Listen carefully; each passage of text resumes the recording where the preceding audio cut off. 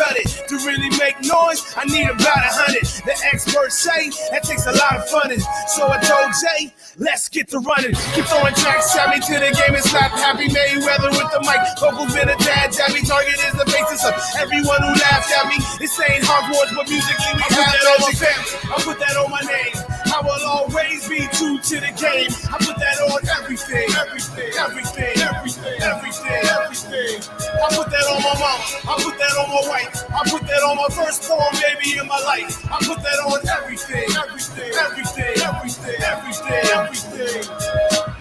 Voted the best local, my aim's been higher. Love my city, but I'd rather have an empire. We're on that highway, what we doing? Road tripping, like them frat boys, but the goal is different. You can be certain I am on my dollar dirt and trying to get this dream working till my present seems perfect. Yes, sir. I want it flawless when I wake. God made me in his image, so that's all I'm gonna take. I'm out here, homie, without fear on me. If promoting means the first thing you can doubt spear on me. Bottoms up. Go ahead, spill the whole keg. Waterboard if you want, better won't beg. Yagi on my back, one-on-ones on my feet. Everything coming to me, except for defeat. So as I sever this beat, while spitting effortlessly, I take you out of this world, call it my clever retreat. I put that on my family, I put that on my name. I will always be true to the game. I put that on everything. I put that on my mama, I put that on my wife. I put that on my firstborn baby in my life. I put that on everything.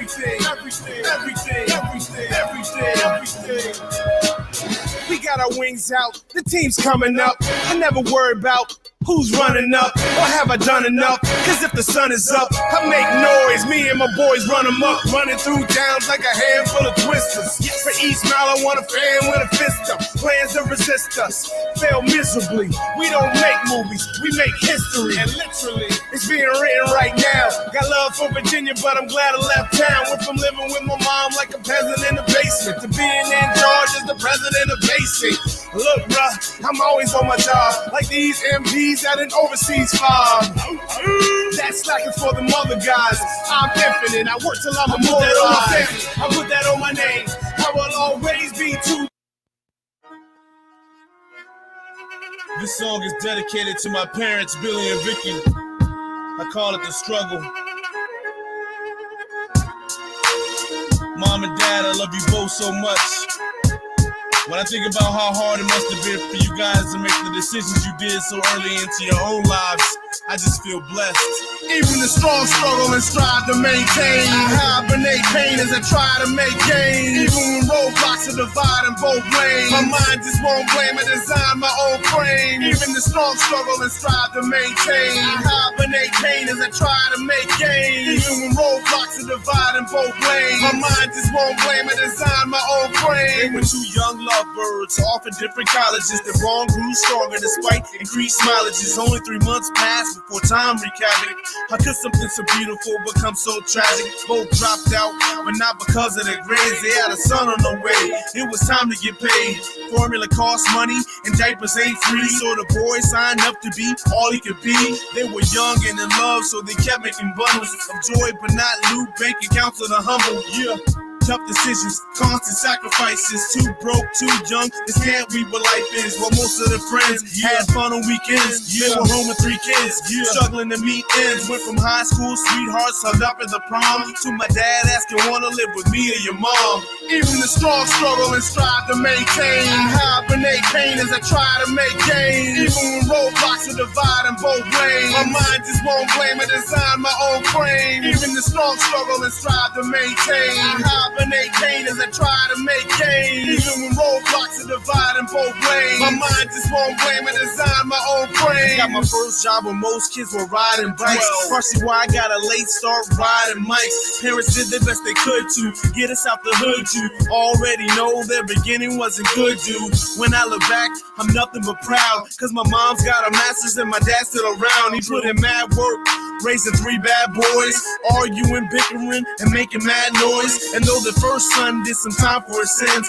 all 3 went to college and are honorable men. Cause my mama and him were the perfect tag team. My behavior got sick, they had a vaccine. That rod got used, it wasn't spoiling nothing. Every time we showed out, they were uncoiling something. Their discipline produced a leader of men, a future doctor and a man of the pen. Even the strong struggle and strive to maintain. Hibernate pain as I try to make gains. Even when roadblocks are dividing both lanes, my mind just won't blame and design my own frame. Even the strong struggle and strive to maintain. Hibernate pain as I try to make gains. Even when roadblocks are dividing both lanes, my mind just won't blame and design my own frame. How many of y'all rode the bus and in the train? Got off and rode your bike 2 miles in the rain, in traffic for the chance to rock 16 bars, cause you didn't want the fact that you had no car, or that your writing hand sported surgery scars, keep you from becoming the new age Nas. It's hard getting sold without being bought. It's the same selling sacks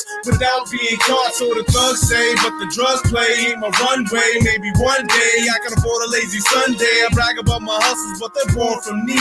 My life is no fairy tale torn from dreams. But my parents' ill beginnings and late demise will never be why I don't take the prize. If I have to put in work while you're taking 5, when it's all said and done, I'll be skating skies. Even the strong struggle and strive to maintain. Hibernate pain as I try to make gains. Even when roadblocks are dividing both lanes, my mind just won't blame and design my own frame. Even the strong struggle and strive to maintain. Hibernate pain as I try to make gains. Even when roadblocks are dividing both lanes, my mind just won't blame and design my own frame. Even the strong struggle and strive to maintain. Hibernate pain as I try to make gains. Even when roadblocks are dividing both lanes, my mind just won't blame and design my own frame. Even the strong struggle and strive to maintain. Hibernate pain as I try to make gains. Even when roadblocks are dividing both lanes, my mind just won't blame and design my own frame.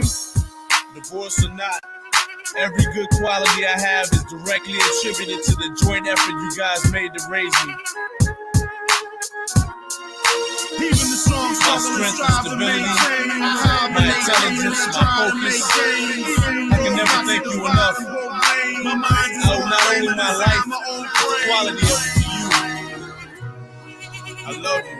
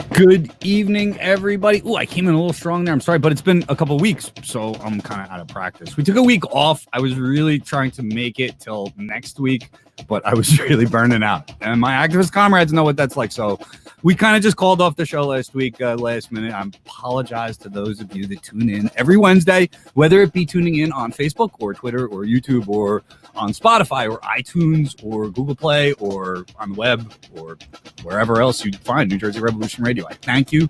You can donate to us on the web, www.njrevolutionradio.com. and we appreciate every dollar. It really matters. It means that we have gas money and transportation and the ability to get out to a few more protests.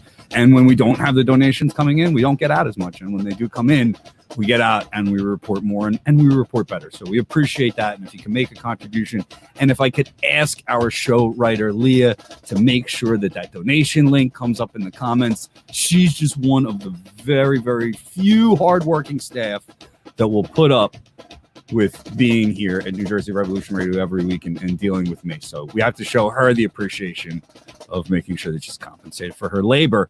And speaking of labor, I want to thank my co-host over the last few weeks, and I want to apologize to her for canceling because I was burning out, but she is an activist herself. Lark is here, and I wanted to really thank you very much and just remind everybody that, you know, the people that do New Jersey Revolution Radio, we don't get paid at all. I mean, you know, we're the activists. We not only come here on live streams and through media and stuff, and Lark has that DIY entertainment background that I really inspired me, like kind of to start, as I noted when you first came on, Lark. But you know, you also organize behind the scenes. I mean, you've been involved with a lot of different revolutionary organizations. You've spoken at Left Forum. You know, you've done things with the revolutionary left that feed into your ability to be such a great voice for activism and for all these different causes. And tonight we're really going to key in on like your expertise and you know, something that's near and dear to your heart. I know because we have a personal relationship and a friendship, that this isn't a fake for you. I mean, this is really something that you've dedicated your life to. So I can't wait to hear you and our guest tonight, Jessica Clayton, discuss a little bit. But I do want to thank, you know, start off just the show by thanking you so much for, you know, spending a month here at New Jersey Revolution Radio and being my co-host. Welcome back. Yeah, no problem. And thank you for having me here and giving, you know, informing New Jersey the way you do, because unfortunately, New Jersey has a lack of media. It's like you guys are just, you know, essentially like New York, a suburb of New York instead of your own city and state, which is, you guys actually are an actual state. A very big state if you weren't next to New York. This is why we can only work together for a month. New Jersey is expanding. Y'all, it's like, you know, we're stockpiling resources right now. I don't want to let everybody know because nobody really watches outside New Jersey. I don't think you're allowed to. But I'm just telling you that, like, you know, we're just getting ready to expand. Y'all think we're just like stuck in the middle. You know, Sun Tzu taught us, right? When you're big, act small, and when you're small, act big. Mm-hmm. Y'all don't know.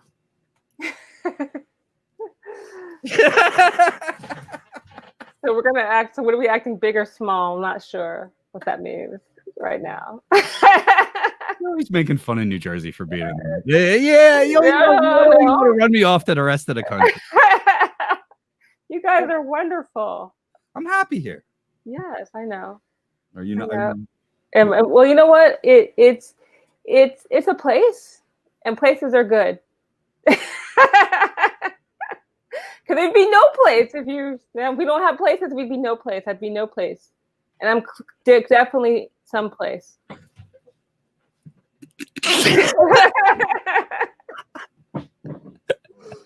Thank you very much. Let's bring in Christian. Let's bring in somebody from New Jersey to join us. Yeah. Christian Perez from How we doing? Modernity and Absurdity podcast. You can find him. He's a little tagline there if you're listening on there is at Perez Podcast. Hey, Chris, how you doing? Doing okay. Proud son of New Jersey over here. And shout out for the Sun Tzu reference. I love it. That's one interpretation of it. I think there's a couple of them. You know, like if your enemy thinks you're weak, act strong. There's different interpretations of it. But that was best victory is one where you don't have to lose any troops. Try to take people out. Anyone interested? There's a great writer named Robert Greene who wrote a book. He's a classics professor, I think, at Columbia. He wrote a book, Art of Seduction, Art of War, a couple books like along that vein. So if anybody's a fan of Sun Tzu or anything like that, check it out. You know me, I always got book ideas. It does. I mean, Sun Tzu is kind of like required reading for life at this point, isn't it? I mean, it's so graduate school. I had to read them. You know, Thucydides, Sun Tzu. There's some classics you have to read. What was the first one? I didn't hear. You broke up a little bit. Thucydides was really popular, particularly during the Cold War. because he described the war between Sparta and Athens as two regional powers. And if you looked at it during the Cold War, it was the same thing. You had two powers fighting over territory, and the conflict that ensued and how it kind of sucked everybody else into that conflict. So any history or political science fans out there, if you're going to study it seriously, you got to read Thucydides' History of the Peloponnesian War. There is no doubt that I'm the dumbest one on the show tonight. No, it's all right. It's okay. It's okay. My role tonight is not that important, so I don't have to be that smart. It's okay. There's a place for us. There's a place for us. Don't worry about it. We can hang around. I can push buttons and put labels and do things. We love you, Brian. Thank you. Love you all back.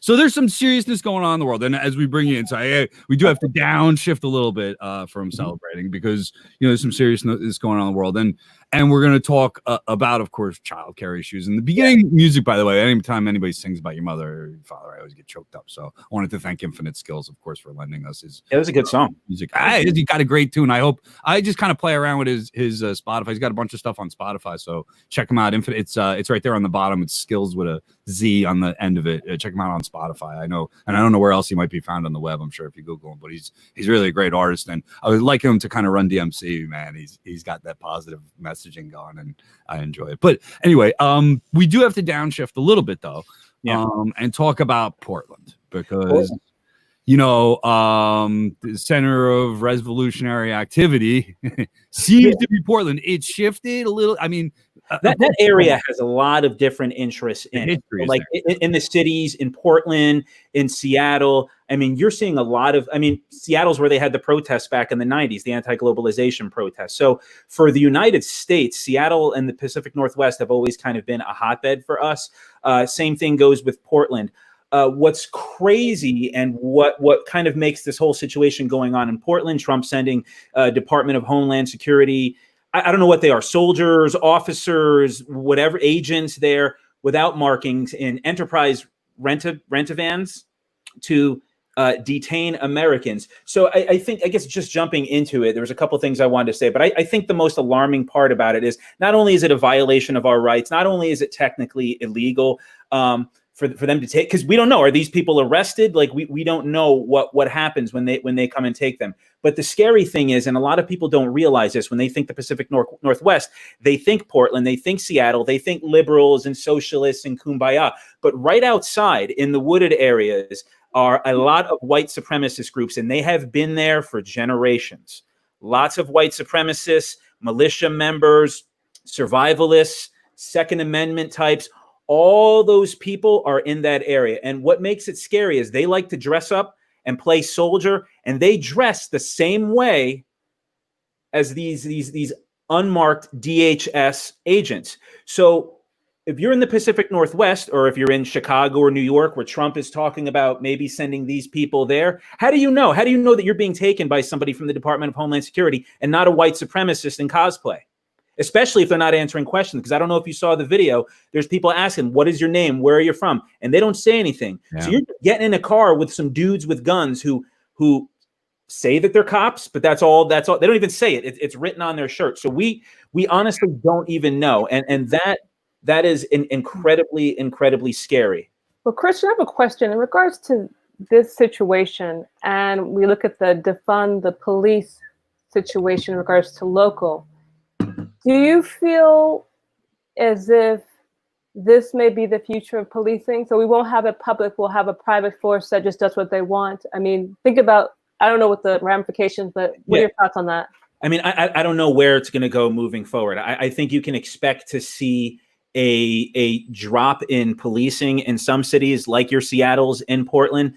We know that the Democratic Party nationally is not in favor of that. They really like tearing down statues and painting murals, but in terms of actual substantial change, systemic change, we're not really seeing that. We have to wait and see. It's going to depend what cities you're in, what kind of democratic or hopefully anti-capitalist, non-democratic leadership are in these cities to see what's going to happen. If you are in a more affluent society or community, I don't see there not being police. Mm-hmm. That being said, yeah, they would just hire private security. I mean, and that's problematic because who the hell's private security? right? You're just a dude with a gun. Well, I felt the same way in regards to remember when we were having the conversation about cameras on the police, like, oh, the police should have cameras. But now it turns out that it's not really helping. It's actually hurting people because now they're filming people. And I don't know your thoughts on that. But I mean the whole thing with cameras were supposed to protect the police. Yeah. Right. Because we're supposed to live in a world where the cops are good. So when the cops beat these people up, it's because they're bad and they're lying, and the cops are really good guys. And we have these cameras to protect the cops from these naughty thugs out there. But in reality, we know that there's no repercussions for police violence. Mm-hmm. We know that there's a civil asset forfeiture. They can hide police officers' names from reports. There's people who are more articulate in this area than I am, but in reality, we know the police aren't suffering any consequences. So cameras, no cameras, what does it matter? If a police officer beats up a kid, he gets sent to another district or he gets suspended with pay. But we see these guys, they'll beat up some black kid or they lose their job, but then they get to keep their pension anyway. So where is the punishment? Mm-hmm. How do we hold these people accountable? So cameras, again, are a concession, but it's not holding these people accountable. And that's the problem, is particularly when you're dealing with leadership from conservatives, from liberals.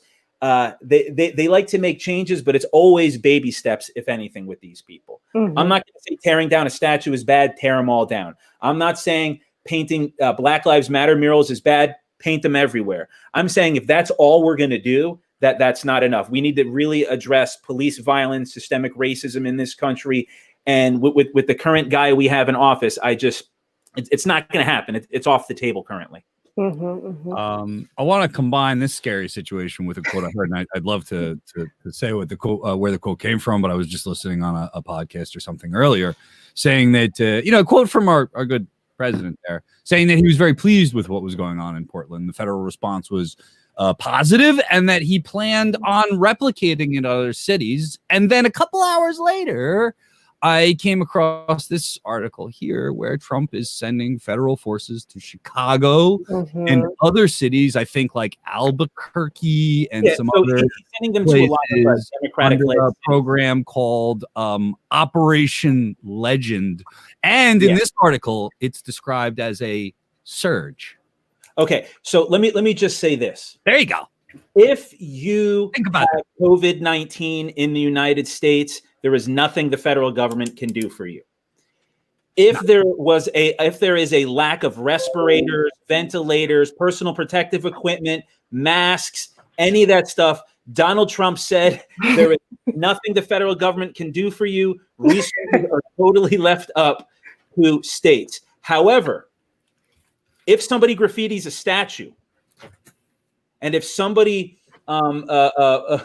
makes fun of Christopher Columbus, Trump is not afraid to send in the Gestapo, right? So 140,000 dead Americans, peanuts. Tearing down a statue of Columbus, send in the Gestapo. I mean, I don't want to laugh about it, but like you have to laugh, because if you don't laugh, you get upset. And I get a lot of anxiety researching this stuff every day. This is daily anxiety I deal with. Yeah, man. The ignorance, the hypocrisy, the lies. It's my entire adult life. It's just, and if I don't laugh at it, no, I'm pulling my hair out. I mean, it's grotesque. Every time you think this country can't get any worse, anytime you think Donald Trump can't even get worse as a leader, it just goes lower. Right, 140,000 dead Americans, peanuts. Right, the people who complain, who say wearing a mask is tyranny. Remember, 2 weeks ago, people were complaining about wearing masks. That's tyranny. Wearing a mask is tyranny. Not being able to get your hair done is tyranny. Not being able to go to your gym is tyranny.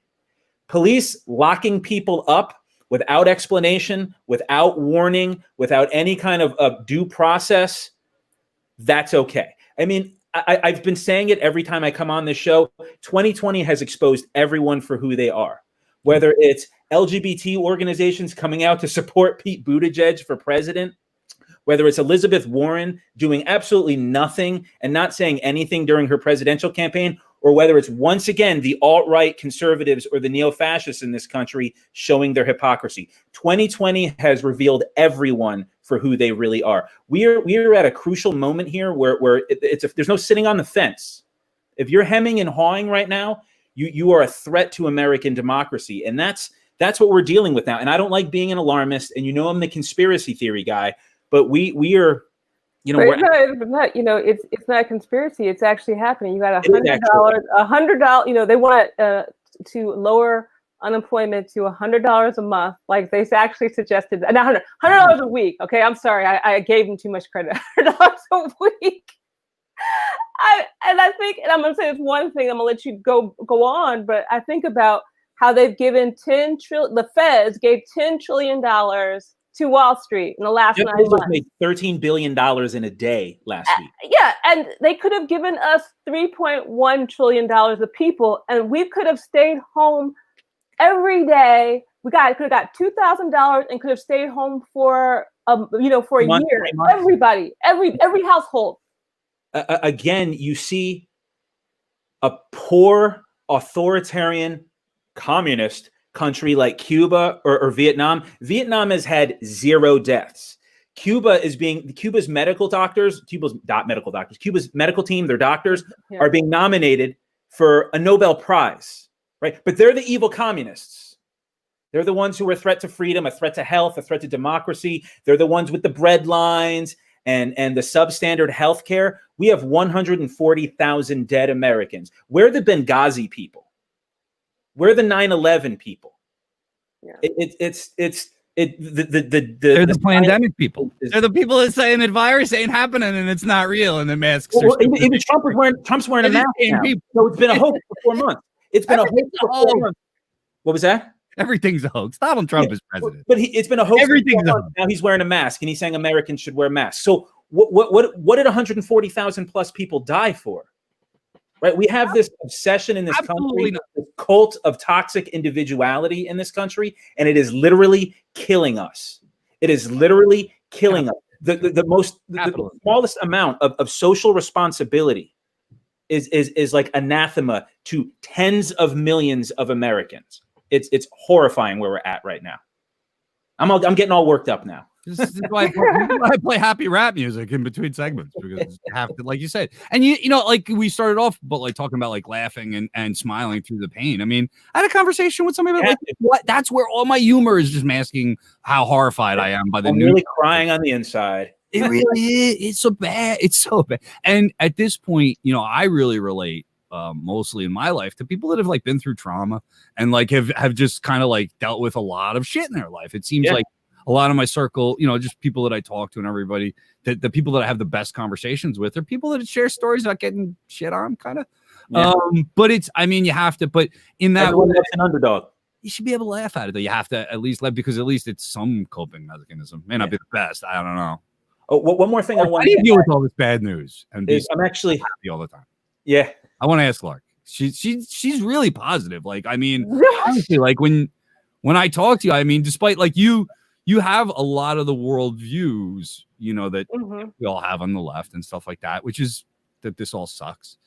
But when I talk to you're always upbeat. You're like, yeah, do it. We can do it. I can build this. I'm gonna make a new project. I'm gonna put up a website. I'm gonna do. You got a million things going on. Like, to me, you have to. The only reason I do what I do is because I believe that we can change.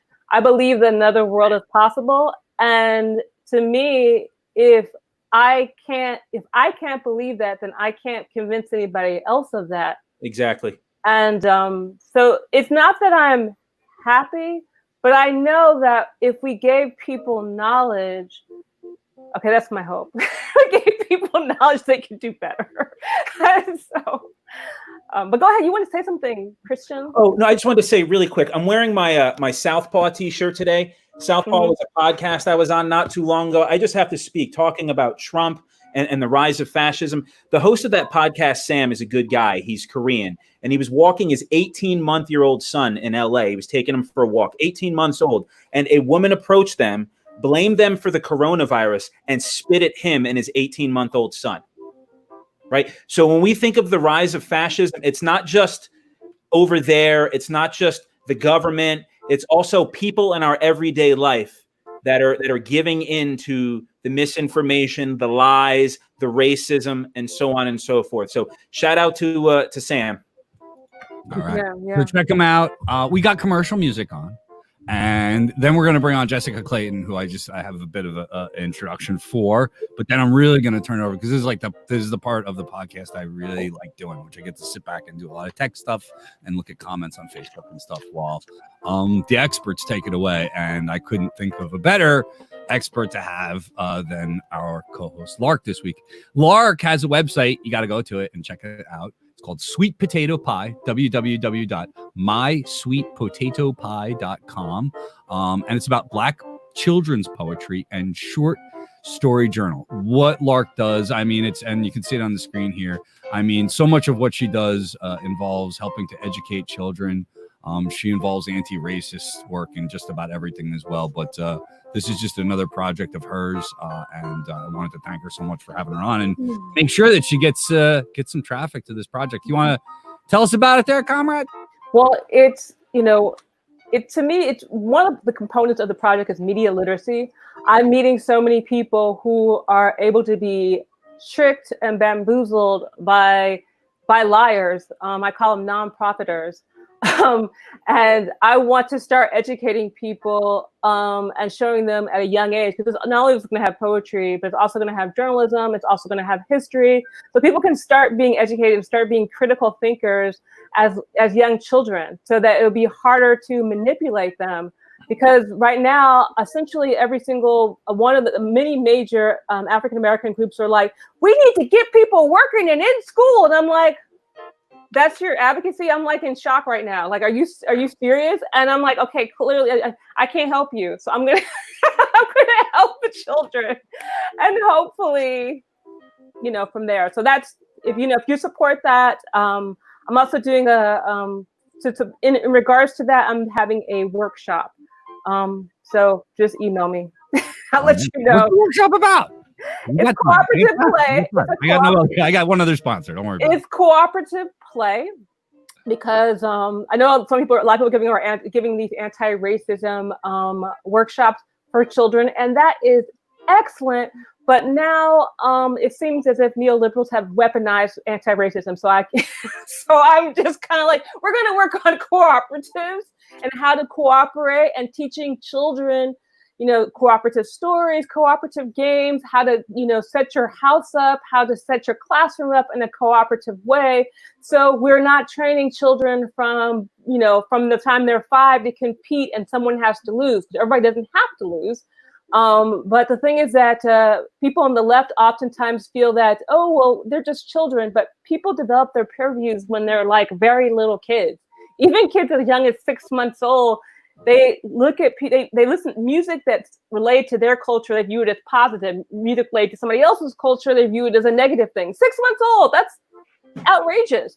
So we can start shaping these kind of ideas for children now, and that's kind of like one of my goals. Another, I have a manifesto called "Another Childhood is Possible." I don't really like talking about my stuff so much on your show, but since you're forcing me, yeah. Yeah, just yeah. We hope we have an audience that appreciates all that stuff, and I appreciate you giving some time to it. Yeah. One more plug, of course, the August Agency does QuickBooks, accounting, and more. Small businesses, independent artists. If you do a little podcast like this, or you've got an independent art business, or if you're a performer or something like that, or activist group, whatever. Charlie at the August Agency is more than happy to help you. He sets up books for you, keeps an eye on it for you. Make sure you tag in things right. Like I always say, communists make horrible capitalists. So it does help to have a guy and a comrade around who at least will deal with the money situation for you and help you manage it a little bit. He's a great service here to us at New Jersey Revolution Radio. You can reach him at 201-895-7227. or at www.theaugustagency.biz. Again, that's 201-895-7227 or www.theaugustagency.biz. You can see it scrolling there on the bottom of your screen. We're going to bring in our guest here, and I'm going to shut down the music. And I want to welcome Jessica Clayton from Red Bank, New Jersey. Hi, Jessica. How are you? No, brick. Brick. I'm sorry. Did I? Red Bank. I was like, that's not where she's Mine is from. on Red Bank. People are from What? Red Bank brick. It's all Jersey, We're gonna right? get into a South Jersey argument that I don't need to be in right now. So let me just really plow right through this into the introduction. Jessica and I met through the Green Party. She's a member of. She is still a member of the Ocean County Green Party down there. Yes, I'm their secretary. They're still, and they've been active for a long time. They're one of the more active chapters, and I'm really proud. I think I had something to do with them getting started up like 5 or 6 years ago, and it took off. I didn't do much, I just like, hey, I have a Green Party, and they did that. So it's still going strong. Jessica's one of the few elected members. She's a member of the Red Bank School Board. She doesn't represent them, but Bricktown. Brick School Board. I can edit this, so I'm just going to pause here. Jessica is a member of the Brick School Board. She's not representing them here tonight. She is representing herself, and she runs a childcare center, which I'll let her tell you all about. So I'll just tell you about my experiences with Jessica. We're friends that run into each other like twice a year at these political events or whatever, and we chat every once in a while on Facebook when we like each other's status or something. But there's a profound respect, I think, at least I have, for Jessica, because she directly helped me with raising my children. As she campaigned for the school board and we came to know each other, her campaign was based on making sure children can play. There were a lot of schools that were taking away recess and play for punishment, like you didn't show up with your homework or whatever. And Jessica ran and was educating, not just running on really, but educating parents and teachers. And me, like, sat down. I think we were drunk, but she did educate me. And she told me, like, you can't do this. And this is why it's so important, and taught me the importance of play and education. And then not only did I have that education when I was in my school, I noticed that they were doing this. They were having this practice, and I said something to them, and they stopped it. And it was really that simple. So I applaud, the teacher and the administration that I talked to, because it was a very easy fix. It wasn't something I had to get arrested for and go scream at a city council meeting for. So, but it was because of her that my children have a better working environment in their own school, and I know that it spread to other towns. So I wanted to introduce you with that, and thank you for everything you've done, and let you talk a little bit about your daycare center, and we're going to get into worker safety, in that place. But right now, I did say that we'll let Lark kind of lead it, so I'm just going to sit back and enjoy this conversation. Thanks, Lark. Thanks, Brian. So, I guess I'm just going to kind of, because you have an outdoor, because you're also the secretary of the Eastern Regional Association of Forest and Nature Schools, the recipient of the Wonder Award in 2017. I just want to acknowledge that, because I want people to take early childhood seriously. It's a serious field. It's actually, I feel like, the most important field. So thank you for the work that you do. So I'm just going to start with the New York Times article about the outdoor, having school outdoors, and how do you feel about that? Just briefly, and then we'll move to other. So I think it's really doable it depends. It's really doable in all ways until you get to 20-degree weather in the middle of winter. Or if you're in Florida and right now it's 103 degrees and the humidity is really high. So you do have to think about how the weather is going to affect the learning, because there's Maslow, right? So if the kids are too hot or too cold, they're going to be thinking about those things, and they're not going to be thinking about learning. What I do in early childhood is, and in my nature play schools, I get kids out for as much as I can, and I do that by making sure they're prepared for the weather. So as long as you're wearing the right clothes, and I think in the heat you have to add in a water component like misters and stuff like that to really stay cool. Kids can really learn outside as long as you get them prepared. I think in older grades in public schools, it's sort of a harder thing to manage, because you have to say, can you send your kids in wool underwear? And not every parent has access to woolen undergarments and snowsuits and all the gear that you need. And then you have to do fundraising in order to get that stuff on hand. So there's layers and there's complication. But in a small business like mine with a home daycare in New Jersey, the regulations say that I can only have 5 students a day. So I really only have to have 5 items, and I actually have like 8 students because there's part-time, but I only have to have 8 pairs of galoshes and 8 snowsuits in order to get everyone prepared for the weather. So learning is way easier when you have the right clothes.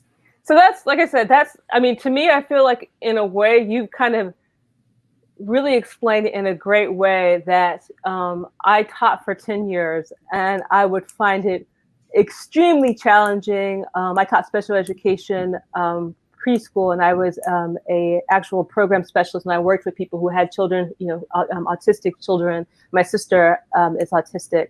That would be extremely challenging to be outside and like you said, the weather, the computers, the situations, and 30 kindergartners. So I think in a way you're making a really good point. Like, oh, if we're a little preschool, yeah, I got like 5 people for 30 kindergartners, and as you go down the socioeconomic ladder, fewer and fewer resources. So I'm going to say, let's see here. Why do you think? And the thing is that you have a preschool, so we're kind of talking on general terms of early childhood education. Why do you think there's been such a push? Now the thing is, there are people who are going to have their children maybe with different homes or grandmas or something like that. But why do you think there's been such a push for institutional childcare, which isn't really even healthy, and that's not a preschool? Why do you think it's been such a push to get them open and to be open right now? Why do you think that is?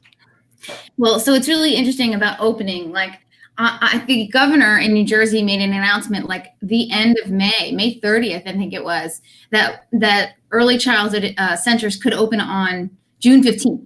So we had like 2 weeks and to figure out what we were going to do.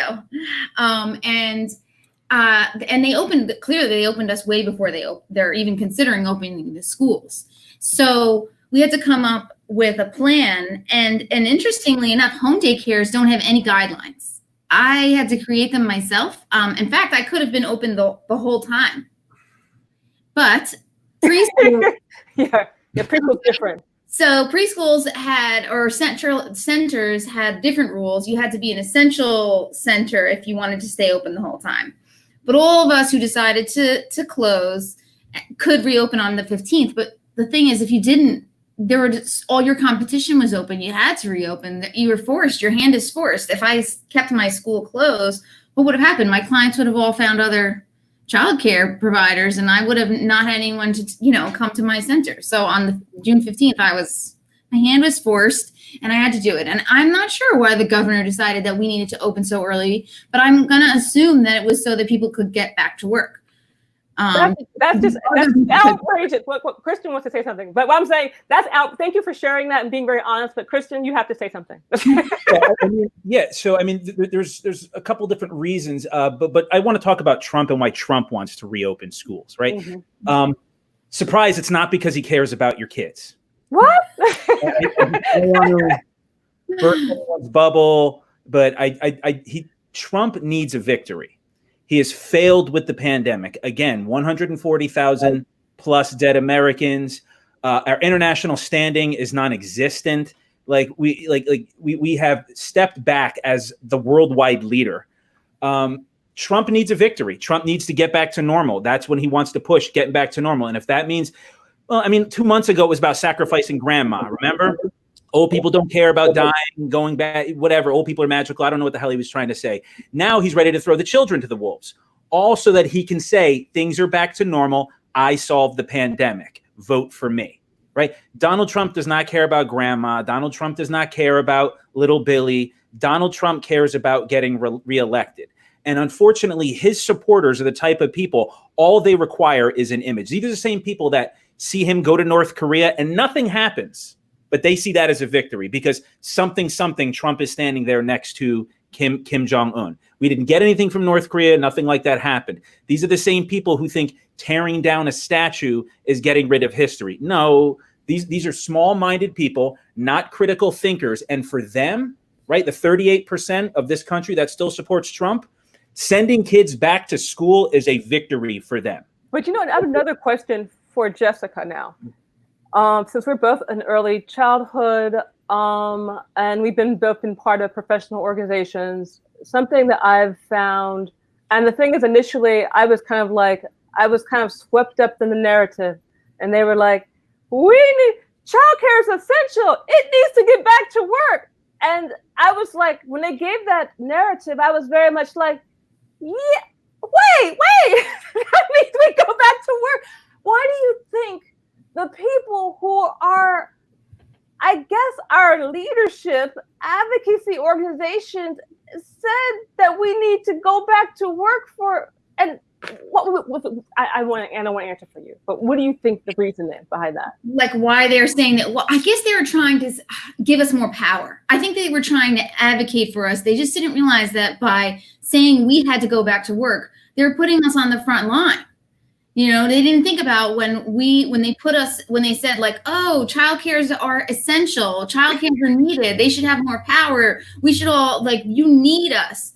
When they said you have to go back to work, what they said was, oh, you need us, so wear your mask and don't get sick. And the thing is so funny, not funny, but the thing is so horrifying is that it was all one drumbeat.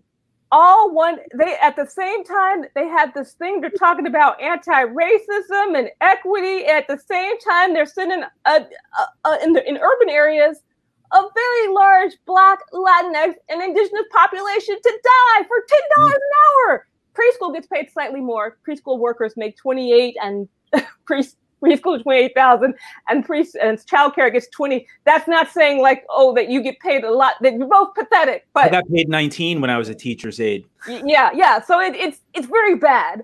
Guys, I'm a family childcare provider. I make nothing. Yeah. So I mean, that's kind of the thing. It's like, you know, I kind of lost the point of my question, but why do you think that you have this anti-racism message come out, this, you know, moving towards equity statement coming out early childhood, and at the same time, does that seem to you like those values seem to be different? I mean, is it the same? Does it? I don't know. What do you think? I don't think that they are thinking about how those things come together and what it means for us to be working right now. You know, I mean, I think that when you look at the CDC guidelines for early childhood, and you look at, we have New Jersey guidelines for early childhood. If you believe that those standards are going to keep your teachers safe, then you can safely say, go back to work. But how can we know if those standards are really going to protect us until we do it? Yeah. You know, how many cases have we seen since like early childhood opened back up? I mean, we've seen the articles that say in Texas and all of these different states that have been open that the COVID is spreading through the daycare centers. Yeah, so there's a couple points I want to touch on. I mean, number one is we were getting the mixed information at first. At first, it was the virus wasn't hurting kids. At first, it wasn't hurting healthy people. So again, we have to look at the importance of information and the disaster of misinformation. Number two, there's something called the shock doctrine, right? While societies, cities, communities are in disarray, while, you know, usually after economic crises, environmental crises, natural disasters, there's usually a push by lawmakers to sneak in legislation that emboldens the already powerful. So draconian laws, loosening of trade restrictions, and so on and so forth. Whenever this happens, particularly in a third world country, there's always something behind closed doors. Number three, I want to talk about was Trump and Murphy. They kind of have different goals, different agendas, and sometimes they might align up, sometimes they won't, which is why I think that added to a lot of the confusion, right? Trump is trying to just push kids back into school. Murphy is more calculated, incredibly, significantly more intelligent than Donald Trump, and I honestly think is a lot more compassionate than Donald Trump. So he has his own worries as a governor. But, you know, at first, because of this misinformation, because at first we were told it wasn't affecting kids, Murphy originally is going to say, yeah, we got to get these kids back. But we didn't know that the reason the kids weren't getting sick was because they were pulled out.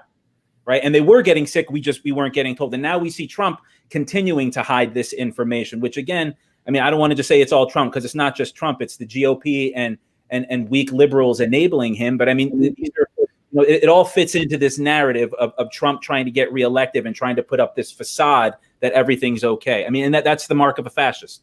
Yes, that is definitely the mark of a fascist. I mean, he's clearly shown that in the last few weeks.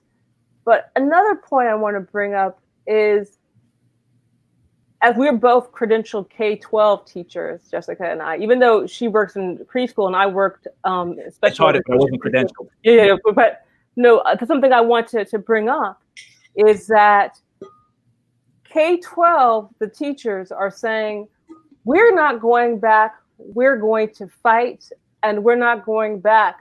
And in my own, and not only that, they're like, oh, I actually had, and she's my friend, she said, I'm going to hire a nanny, but I'm not going back to work.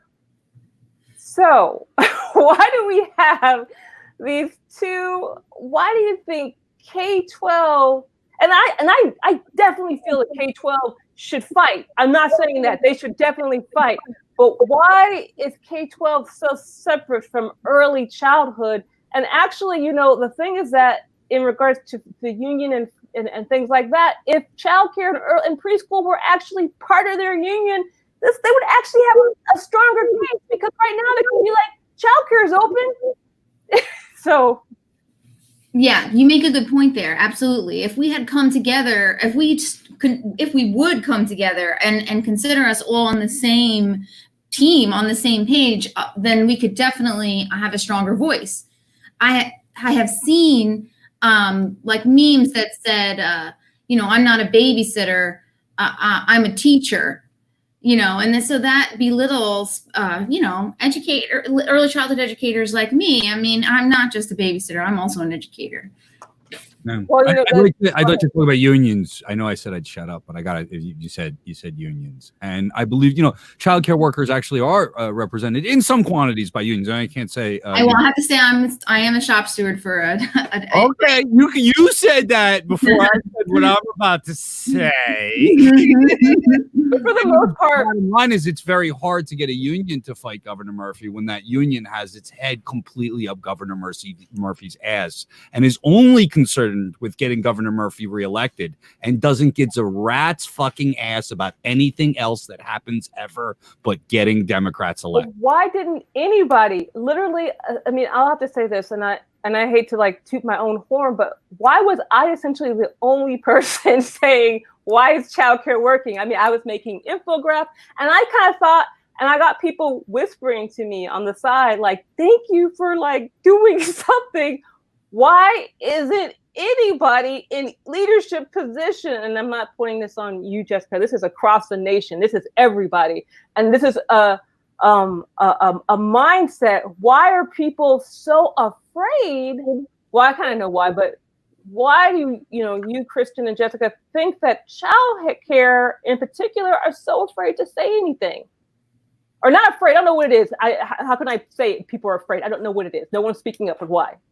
Well, I think Jessica could answer that question better than I can. I mean, in terms of leaders, don't expect political leaders who get funding from the same corporations that are pushing to reopen to have a critical response or any kind of argument against reopening, right? These are the politicians. The money that funds their campaigns is the same money that's pushing these schools and these businesses to reopen. In terms of leadership at schools, I mean, again, I would say it was that initial lack of information, right? Schools should be looking. I was talking about this with my wife, right? There are models out there for remote learning, right? I have a cousin that teaches ESL to students in Korea from Long Island, right? Mm-hmm. The models are out there for remote education. Not what we were doing in March, not when we were playing catch up and we were freaking out. That's in the box. That was us reacting to a situation. But another model where we really take into consideration remote learning, that was never considered. And because we lost time, because schools were told I think it was New Jersey, 5 weeks, you have to have a plan before you have to reopen. Instead of saying, look, we're not going to reopen. Nobody really banked on how bad it would get, because every time we think Trump or the GOP is going to get low, they sink a little bit lower, right? So we kind of figured we would have this wrapped up magically by August. And now that we see that that's not the case, a lot of school districts are scrambling. And then you see colleges and universities not reopening. So why is a university not opening, or LA, or schools in Baltimore? Why are they not reopening, but these schools everywhere are? I mean, it's lack of information, lack of leadership. I keep beating that dead horse, or beating that horse. I don't want to beat horses, but I keep driving that point home, because I mean, the answers are out there. They're not like in the ether. We shouldn't be scratching our heads and running around. The answers are out there. We just have to pull them out and find them. Well, some of the problem might be because early childhood educators are so underpaid, and we're running businesses. A lot of us are running small businesses, and to be fair, we're not business women or men. We are educators. And, when it came time to close, some of us were struggling and trying to figure out how to keep our businesses open. I mean, I run a home daycare, so my overhead's a lot lower than someone who runs a childcare center. So you didn't get $1 billion handout? They themselves may have been like, we need to open, or we're gonna lose our business. So I wonder, should you guys have got? Gary, did you guys get a substantial? I heard that some people got some stipends or extra money, and there were grants. I don't know if you got one, but were they substantial enough? Because from what I've seen and heard, they don't seem like they were that significant. So I didn't get a grant, so I don't know. We were offered a small grant to get cleaning supplies, but you had to use your money to buy them first and then submit receipts, and you didn't know whether or not the receipts would be covered. So that was what we were offered. And since I had a small business and I only had one employee, I was able to collect unemployment while I was closed. So I was okay. But like I said, a childcare center has a much huger overhead than I do. They have to pay their rent. They have to pay their insurance. They have to pay all of the things they were already paying. And without any income from their students, I mean, a lot of people closed. Well, I was wondering, these forgivable loans. I just want to because from the business end, for forgivable loans, the formula for it is your payroll times 2.5. Your good faith estimated payroll times 2.5 on a catastrophe that's been going on in our country since mid-February. So the compensation, this is through that Paycheck Protection Act thing. So the compensation for a small business owner, somebody who, trying to make payroll is a drop in the bucket, just like the $1,200 that we got as individuals. But corporate America. But it seems as if early childhood, and I think this is the thing that scares me. What keeps me up at night is that I know when this is all over, early childhood is going to have the highest death rates in regards to which educators died. Because they're, number one, they don't have money. And when they're poor, they have to go from far away. A lot of them, they're going to have substantially higher death rates than anybody else in education.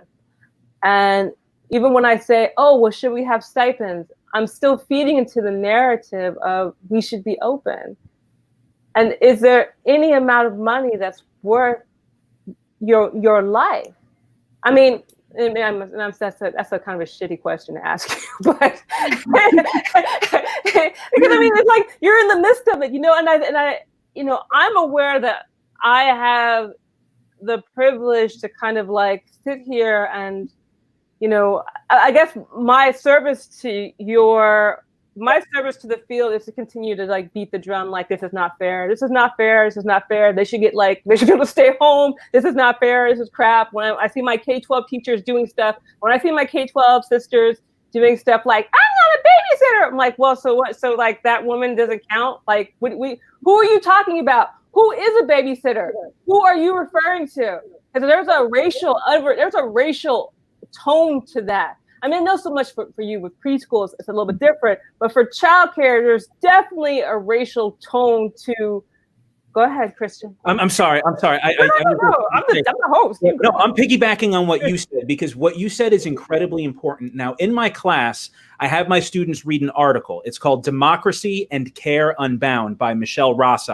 Mm-hmm. Okay, Democracy and Care Unbound. So what that article is about, it's about how historically women in particular, women in general, and low income women of color, immigrant women in particular, have kind of been pushed to the wayside in terms of the labor movement. So at first, initially, you had men who kind of pushed women out of labor in order to collect a family wage. In the 60s, you have primarily white upper class women going to college, right? So what happens? They go to college, they're able to break that glass ceiling, but they then turn around and hire more economically, poor women, usually poor women of color, to do their childcare. They can outsource childcare to someone else, right? So instead of rising up and lifting up, bringing these women up with them, they've basically relegated them to a second-class position, which usually is women of color, immigrant women.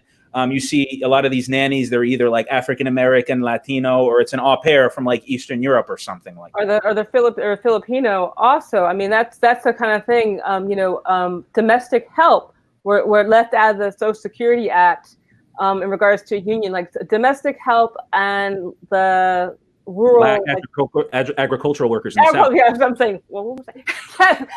Like rural in the field digging, yes, agricultural workers were kind of left out.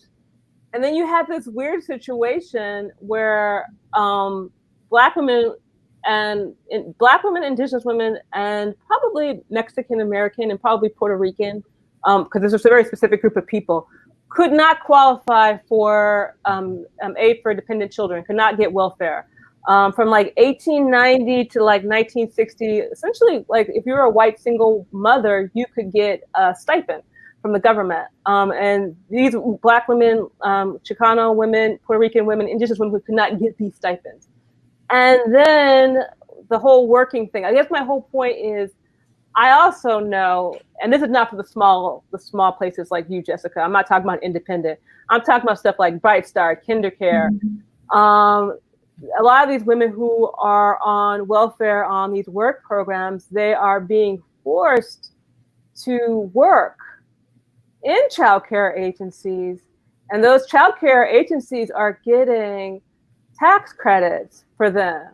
So that's the whole thing. I think it's kind of funny. It's like, especially in a lot of our leading organizations, we think that they're fighting for people like you, Jessica, but actually they're fighting for Childcare because they need to stay open because they get their little cash. They're not paying those women, and they're like getting the tax right. So people talk about the prison industrial complex. I'm like, hey, there's another complex. There's the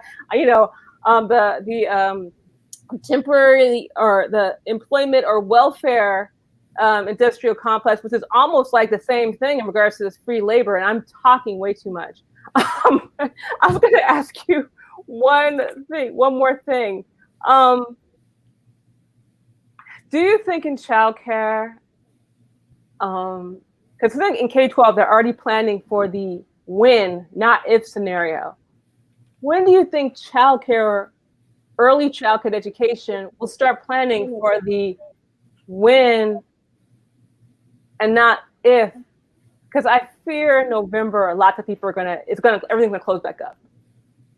So what do you think we can do to support you, or do you agree with that, or think people are figuring it out now? Because now people gotta know. You gotta know now, right? So I don't know. I mean, I have to say, I don't know. I mean, I hear from childcare work, like other childcare providers who are happy to be open, to stay open, to be around the kids. They want some level of normalcy from their own perspective, like from their own routine, and they're on the other side of the argument too.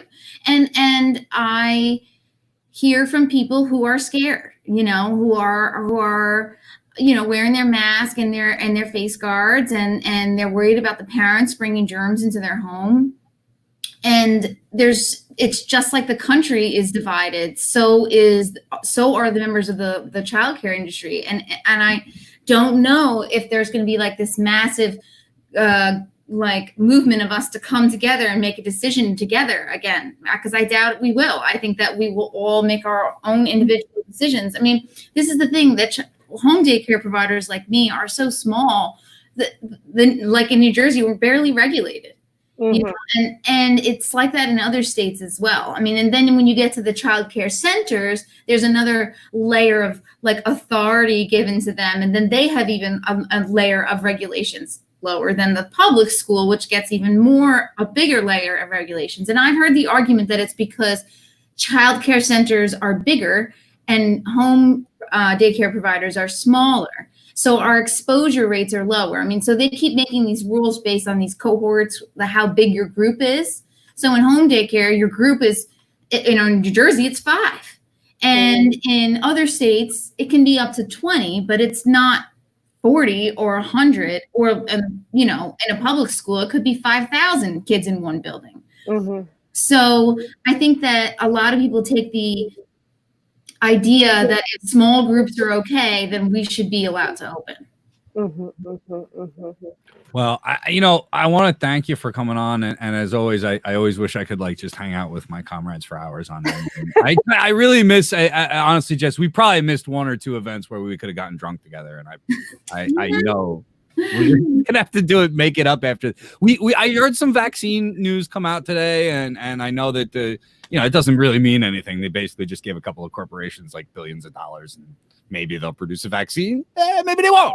I'm pretty sure they're going to get paid either way. But, look, I really do appreciate you coming on and us at least being able to see each other on the show here. I know you're very, very busy. You got a family and all this going on. So I appreciate you taking some time out and being with us here tonight. I also want to thank Christian for being here tonight. And before we go, of course, we want to make sure we get a few last words in so we can know while we play a little bit of music in the background. If I can figure out how to get there, it is right there. Play a little Infinite Skills in the background. All right. Christian, why don't you let us know what's going on in your life? How can you find you? Got any podcasts? You can find me. You can find me on Twitter at Perez Podcast. I started going on Twitter again. I really wasn't that good at it, but I'm on Twitter. As always, you can find me on Facebook, Modernity Absurdity. Podcast is available on Stitcher, SoundCloud, iTunes, wherever they're available. One last thing. I want to say rest in peace to Michael Brooks. He was a great thinker, a great political communicator, and just a great intellectual. His book, Against the Web, is must reading. His death came as a shock to me, and it hit me very hard. So shout out to him and his family. Thanks again for having me. Once again, Christian Perez, Modernity and Absurdity Podcast. Thank you. Yeah, man. Thanks for coming. We always love having you on. Jessica, plug your business. And you got anything else going on? You got any activist? Talk a lot about your business. Anything going on in the world of your activist life?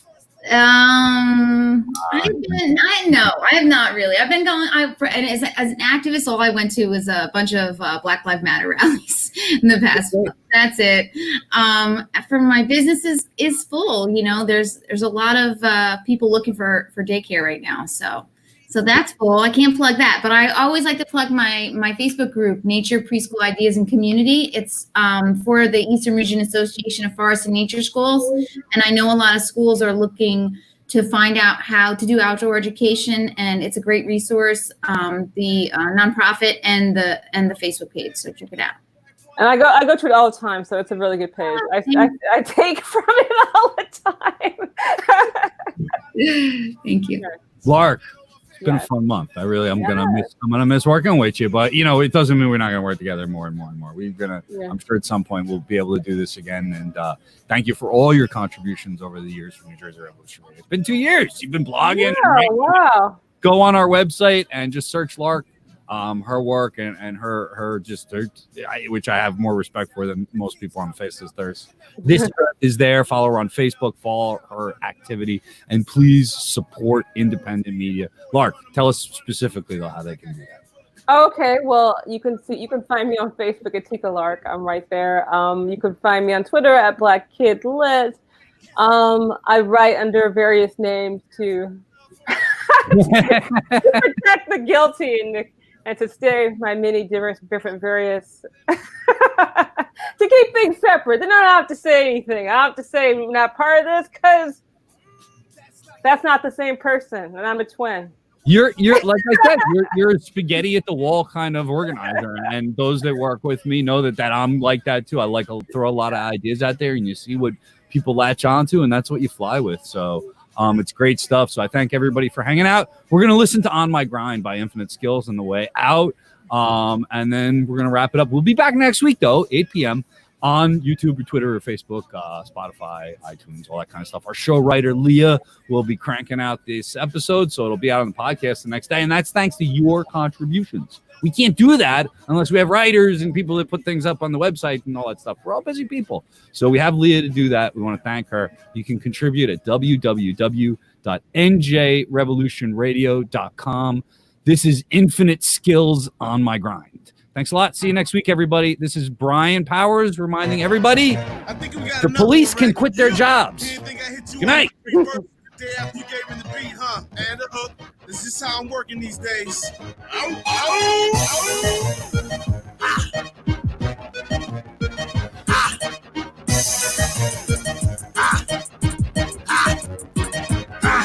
I'm slinging newsprint to keep gas in my Ford. Can't relate to a song filled with things I can't afford. The music I produce can change your mood, but when you get on the track, I change the tune. If you get airplay, you owe the DJ a favor, but they be calling me when they need some new flavor. I get beats imported from north of Yonkers and spit balls that are beyond bonkers. Considered a rookie, but that's just a label. I diversify my bars so my stacks gon' be stable. They trying to joke me, but no one's gonna be able. I feel like a buffet. I got so much on my table in the daytime. I write news for TV.